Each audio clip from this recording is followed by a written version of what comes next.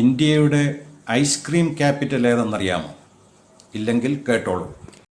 മംഗളൂരു എന്നിപ്പോൾ അറിയപ്പെടുന്ന മാംഗ്ലൂരാണ് ഇന്ത്യയുടെ ice cream capital.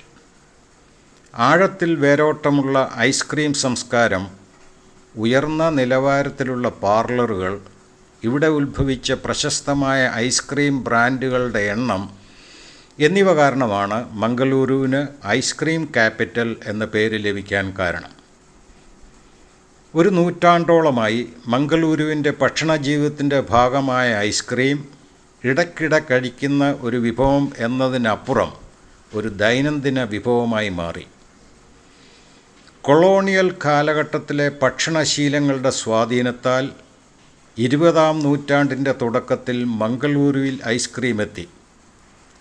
നാട്ടുകാർ എത്ര വേഗത്തിൽ ഐസ്ക്രീം സ്വീകരിച്ചു, അതുമായി പൊരുത്തപ്പെട്ടു എന്നതാണ് ഈ നഗരത്തെ വ്യത്യസ്തമാക്കിയത്.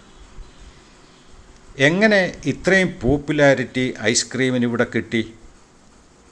സമീപത്തുള്ള പാൽ സഹകരണ സംഘങ്ങളുടെയും സ്ഥിരമായ പാൽ വിതരണത്തിൻ്റെയും പിന്തുണയോടെ ശക്തമായ പ്രാദേശിക ക്ഷീര വ്യവസായം, വർഷം മുഴുവനും തണുത്ത മധുരപലഹാരങ്ങൾ സ്വാഗതം ചെയ്യുന്ന തീരദേശ കാലാവസ്ഥ, കുടുംബങ്ങൾ നടത്തുന്ന ഐസ്ക്രീം ഉൽപ്പാദന യൂണിറ്റുകൾ.